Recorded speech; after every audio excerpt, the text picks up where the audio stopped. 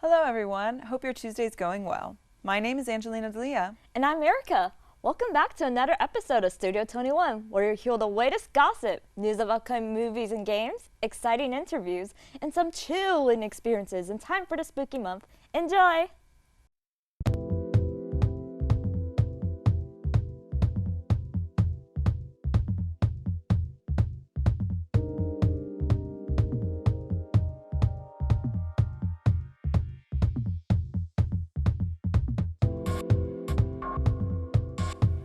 Hello and welcome to this week's episode of Gossip Guru. I'm Angelina. And I'm Erica.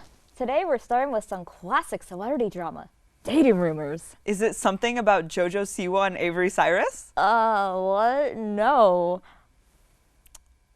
Well, who is it then? Well, Billie Eilish and Jesse Rutherford. Have you heard about them? They were spotted holding hands this Saturday, October 16th. The problem lies with their ages, as Eilish is 20 and Rutherford is 31. I feel like this kind of thing happens all the time. But, I mean, they're both adults. That may be true, but also that is a very low bar. The main concern for people is that Rutherford is the lead singer of the band, The Neighborhood. So it's not just a random 31-year-old guy. It's a prominent musician with power in the industry who is also significantly older than Eilish. Yeah, that could definitely be a problem. I mean, she can't even drink yet. And as usual, Angelina, I am saving the worst for last. Get ready for this. After a video of them holding hands blew up, fans dug up photos of them together in 2017. When Eilish, that means she was only 15. Ooh, yeah, that is bad. This whole situation just continues to bring up the age-old issue in Hollywood surrounding older men and younger women, especially when someone underage is involved, if they aren't currently underage. Definitely. Famous people in general get away with far too much in that category. My story for today is a little more boring. Netflix has officially added an ad-based subscription option after promising to never include ads for years. They have had quite the fall from the premier streaming service. Oh, definitely. For a long time, they were the only prominent streaming service, but when competition rose up, they just couldn't compete. While Netflix does remain one of the bigger streaming companies, they've been losing a lot of money on Netflix originals, as well as losing content to other platforms. This resulted in an increase in their prices, even though they have less of the quality content other platforms have. I mean, with Game of Thrones and Euphoria on HBO Max, they may be the next big one. It's definitely becoming very popular. Disney Plus and Amazon Prime have seen the same sort of rise in popularity. While most other streaming platforms have seen extreme growth in the past 10 years, Netflix has seen a steady rate of decrease in subscribers. I'm definitely interested to see how this will play out. And that's all we have this week. Now please enjoy an interview with the SA Sultans. Lead vocals, lead guitar. Roger Gatica, drummer. Joe Mendoza, bass, occasional background vocal. Awesome. Okay, thank you so much. So I just wanted to ask about your band name. That's SA Sultans. Yeah. So what was the inspiration for that name? So what happened is when we first got together, we were just thinking of different names for the band, and the song Sultans of Swing came up. And so the name SA Sultans just kind of stuck with that, you know. It's funny because when people ask us, you know, where'd you get your, where'd you get your band name? We say that, but we don't actually play Sultans of Swing, so it's a little ironic. But Okay. Yeah, and they do come up and say, hey, can y'all do Sultans of we're Swing? like, sorry, we can't. Okay. But yeah, so that's where it came from, pretty much. Yeah, Very cool. ironically. Yeah. Okay. So then how did the three of you meet and decide to form a band? I was actually on Instagram, and I was just kind of scrolling down. I already, in the back of my mind, I had an idea of kind of what I wanted. I was looking forward to get a band going, and I came across Sam Cardenas on his Instagram. It was just like phenomenal guitar playing. I was just like, I was trying to see, well, I was wondering if I reach out to him, will he reach out back to me? And sure enough, he did, luckily, and it just, one thing led to another. Yeah. It just got a life of its own. We scheduled a time. Yeah. He agreed to show up at Roger's house. Well, I've known Roger a little, about 2 or 3 years back. Okay. Yeah. We had another band, Yeah. and it just kind of Yeah, they had fizzled another out. band. It didn't work out. Yeah, that band fizzled out, so me and Joe kept in touch. Hey, you know, let's get together, blah, blah, this and that. So finally, we got together and did that at my house, in my garage band, you know, and there we go. And here you are. Started out. Yeah. Awesome. We're Okay. good. we realized also that he could sing too. Luckily, so wow, it was like we Yeah, just kind you of know. it just chiseled down to a three-piece Yeah. band. Yeah, and then yeah. we just started practicing, and it just ended up working out. You know, for me, this is something that I've wanted for a long time. You know, getting the opportunity to front a band and to play lead guitar the way I want to, because I'm a blues player. So having a trio is perfect for me. You know, because it gives me that open freedom, just to create and to be diverse with my playing. And you know, it's been great. You know, we've gigged at a lot of places, and we always get great feedback. And then, so I just have one more question for y'all. So you said you can't do Sultans of Swing, but you'll do a lot of different covers. Yeah, sure. What is the hardest cover that you've ever done? I'll probably say the hardest song we do is probably Snow, because that riff is really hard to play on guitar. So, but I learned it one day, and I posted it on Instagram, and then Joe told me, hey, we should try it out. But I was like, I don't know, it's kind of hard to play and sing. But then we just started practicing it, and it just ended up working out. We just kept practicing it. Well, no, he actually being a little practicing it every modest. I week. mean, I couldn't believe it. He actually nailed it pretty quickly. I didn't think he would be able to do it. I thought we would need a singer separately, but then he started like singing it and playing. It was like, wow. It just kind of like, dude, it was like amazing. It was like, and it's still amazes me as of today. So it's kind of, it's a good thing. That's awesome. Okay. And then, well, I did have one more question. I'm so sorry. So for your fans or for any viewers out there, what do we have to look forward to for you guys? Do you have any upcoming gigs? What is the next thing? Yeah, our next gig's November 12th at the Dakota Eastside Ice House on Hackberry near the Alamo Dome. We're going to play 8 to 11. Okay. So that's on a Saturday, so it should be a good time, yeah. All right. Awesome. And then possibly we're closing out the December year. at Paddles. Pat O'Brien's Pat O'Brien. Pat O'Brien's on near the Riverwalk, 23rd. yeah. Okay. I believe, Right yeah. before Christmas, yeah. Awesome. Well, thank y'all so much for joining us, Sure. for performing and answering our questions. Definitely. Hello and welcome to Release Date. I'm Daphne Tett. And I'm Zane Clow. First, a game I didn't think I'd be interested in. Mario and Rabbids Sparks of Hope is coming to the Nintendo Switch this Thursday, October 20th. This unlikely crossover between Mario and the Rabbids is a turn-based strategy game, which is the last genre I was expecting from a Mario Rabbids crossover. Mario and his friends, including some Rabid versions of Mario characters, have to save little creatures named Sparks from a malicious entity named Cursa, who's been spreading dark matter called Darkness across the galaxy. Each character has their own strengths and weaknesses, so build your team and save the galaxy. I never played the first game, Mario and Rabbids Kingdom Battle, because I was like, ew, Rabbids. The thing that drove me to get this game was finding out Rayman's going to be in the DLC, but after watching some gameplay videos of both games online, I am now sufficiently hyped. This game improves on the first game system with free movement as opposed to grid-based movement, new playable characters such as Bowser and Rabbid Rosalina, and the ability to equip up to 2 sparks per character for added power-ups. Also, this series manages to make Rabbids likable. My personal favorite is Rabbid Peach. She's so cute and sassy. I have also not played the first game. While I've played and enjoyed a number of Mario games, I don't have much familiarity with the Rabbids franchise outside of those ads I used to see on TV when I was younger. Even though it doesn't seem quite like my kind of game, the graphics look good and colorful, and I'm sure the gameplay will be good for those who it appeals to. I know I can't wait to play this game. Zane, what do you want to talk about today? Well, the movie we'll be talking about is Amsterdam, which came out just a few weeks ago. Amsterdam stars Christian Bale, Margot Robbie, John David Washington in the lead roles, as well as other notable actors such as Rami Malek, Anya Taylor-Joy, and Robert De Niro. This film is loosely based on a true story, following three friends who met in the country the film is titled after as they investigate the murder of a close friend, which leads to them uncovering a sinister plot against America. Now, personally, I wasn't particularly fond of this film. Christian Bale takes the limelight as the only actor who's really trying very hard. Most of the acting is serviceable, but Robert De Niro's performance is especially disappointing given the caliber of an actor he is. The story's pacing is killed by an excessively long and mostly pointless flashback, which makes the rest of the movie a slog as it struggles to regain its footing.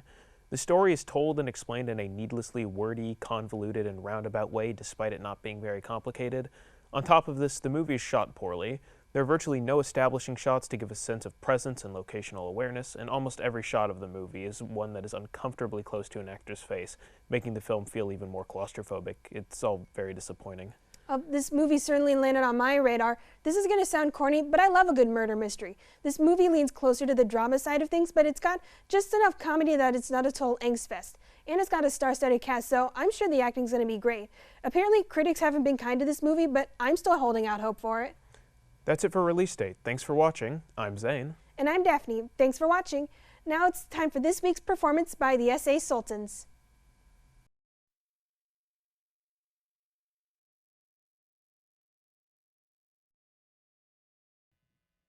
Hello everyone, we're SA Sultans Band. We're going to play some songs for you. I'm Sam Cardenas. We got Joe Mendoza on bass, Roger Gadika on the drums. Let's get it started.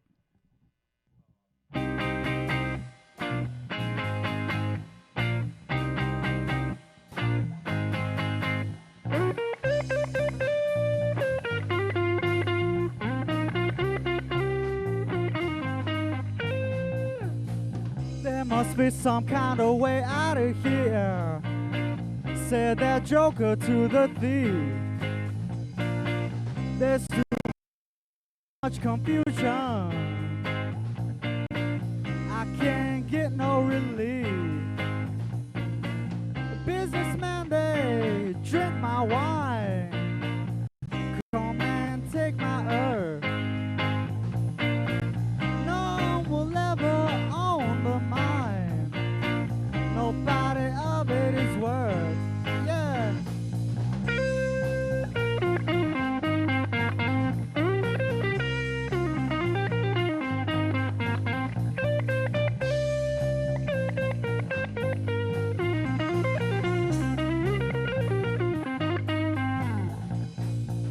No reason to get excited, the thing they can't expose.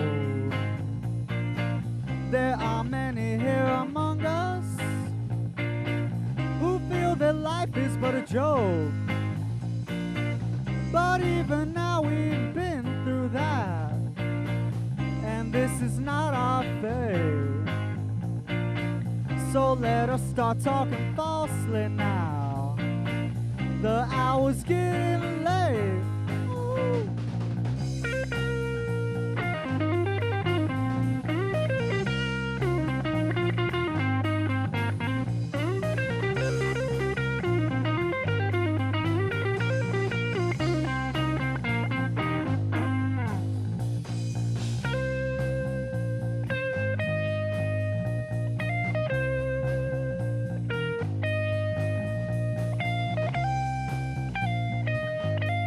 Yeah.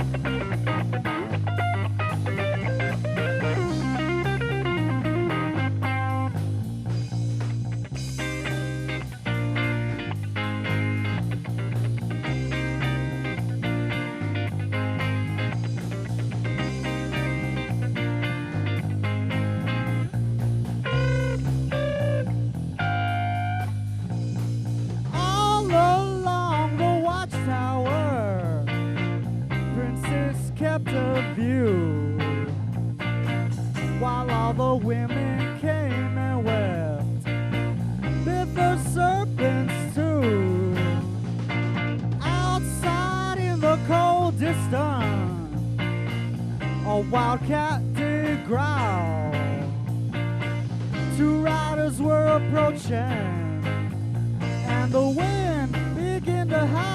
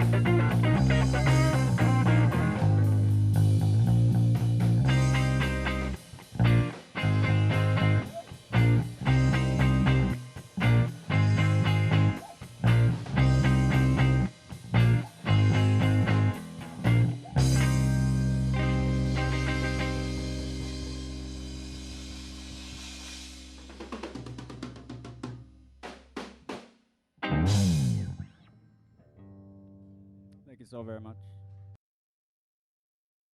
Victoria's Black Swan Inn is one of the most historic sites in San Antonio. It's where the Battle of Salado was fought September 18th, 1842. That's a very monumental moment in Texas history. It later became the home of Park Street, Park and Jolene. Park was a very prominent attorney back in the day, and he and his best friend, Earl Stanley Garner, created what was known as the Court of Last Resort. So if you were on death row, you could petition them to look into your case. They were pretty powerful men back in the day. Currently, it's a private home, but we open it up for special events, weddings, corporate parties. We have an artisan market every first and third weekend. We do a lot of film and movie shoots. We just try to share what we can. I got here in about 1987, but I actually purchased it in 1990. I bought it against everybody's telling me that I was crazy. I was a single woman. It's too much work. What are you thinking? What are you doing? But one of the owners offered to finance it for me, and I was like, I can do this, you know. So here I am, all these years later. As far as experiences that I've had things like doing dishes and something feels like they're running their hands up the insides of my thighs, very inappropriate. I've had doors slam in my face, lights turn off and on. I've been burnt, I've been touched, I've been scratched, I've had all sorts of things happen. It's probably easier to talk about what doesn't happen because it's constant. It's not just at night. It can be during the day, mid-morning. The psychomantium is a place I try to stay out of. It's my actual fear space in the house. Although it's very powerful if you want to scry and bring forth spirit. I don't come downstairs at night unless I absolutely have to. I don't know, it's like living with a whole bunch of teenagers sometimes. But this is the kind of place that you either fall in love with it or it's not your cup of tea. You have to love what a woman looks like when she's 150 years old. You know, so nothing is perfect and there's lots of curves and bumps, but it's beautiful. My name's Elsa Anagro, and you are currently at American Tarot Story. American Tarot Story exists within Victoria's Black Swan Inn, and this is my tarot parlor. This is where I read tarot. It was incredibly out of the blue. I wouldn't call it a coincidence at this point, but this was the first place that I felt like I could exist as myself. And I've lived a lot of years on the earth, even though sometimes it doesn't look like it. But this place was one that I kind of stumbled upon through word of mouth and social media. I actually stalked this place for a couple of months and looked at the things that went on and just really loved the feeling about it. And I decided, you know, let me try some of the markets. Let me, you know, try being here. I've had businesses in the past, and this was one that was a little bit new, in which I started with crystals and smaller readings. And probably about 4 months after my first appearance here as a vendor, I got a permanent position within the milking barn.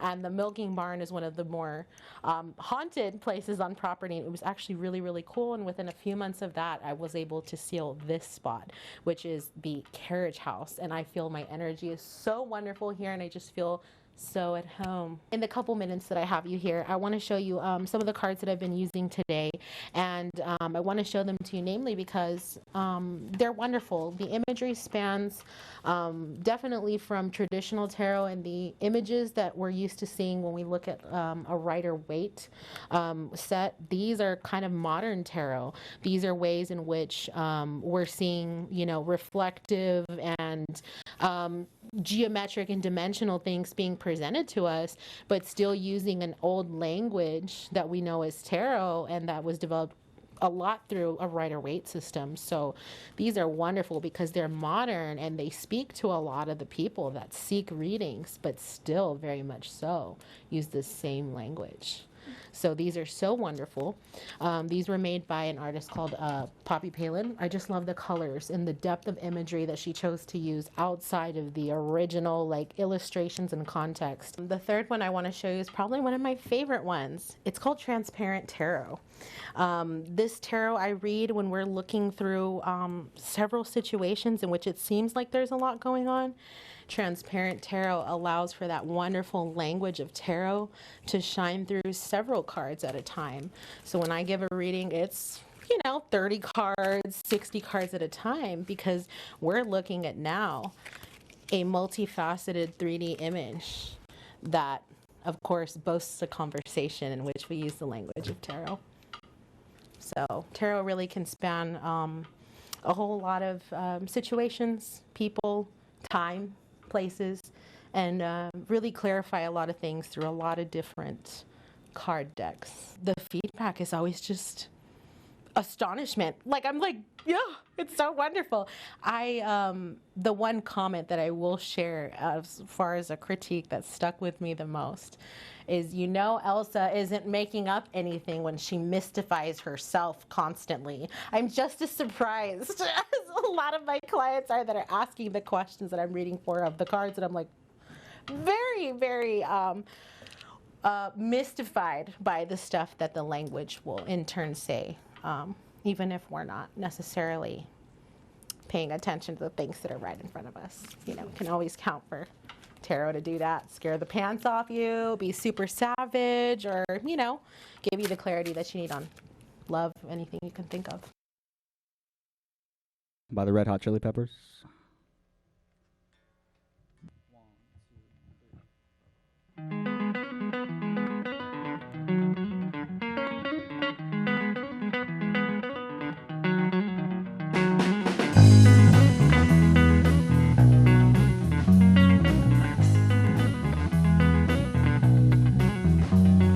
Come to decide that the things that I tried were in my life just to get high on. When I sit alone, come get a little more, but I need more than myself this time. Step from the road to the sea to the sky, and I do believe what we rely on. When I let on, come get you played on, all my life to sacrifice. Hey, oh, listen what I say, oh. I got your hey, oh, look at what I say, oh.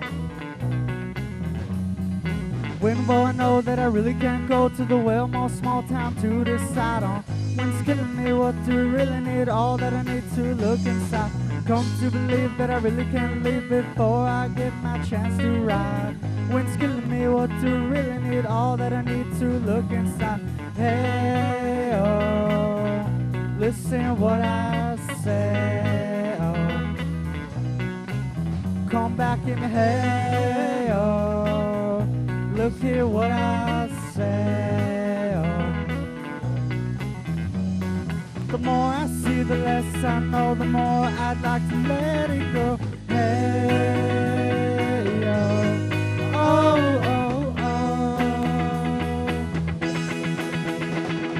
People need the cover of another perfect wonder, and so white as snow. Might relieve it, might if all your works are undecided and there's nowhere to go. In between the cover of another perfect wonder and so white as snow. Running through the field where all my tracks will be concealed and there's nowhere to go. Oh.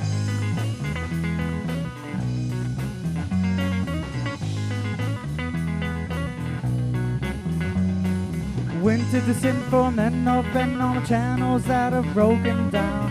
Now you bring it up, I'm gonna ring it up just to hear you sing it out. Step from the road to the sea to the sky, and I do believe what we rely on.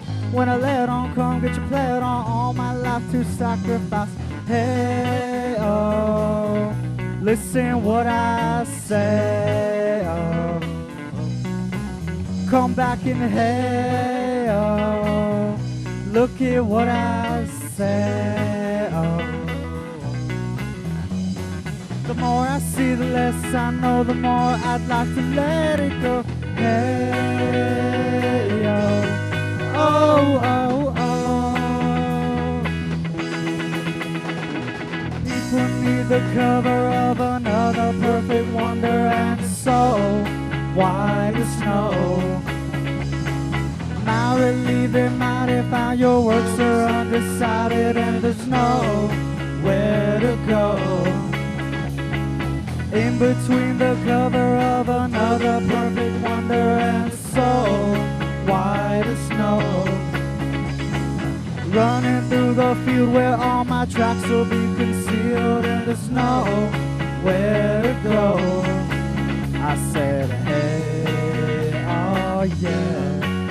Oh yeah, tell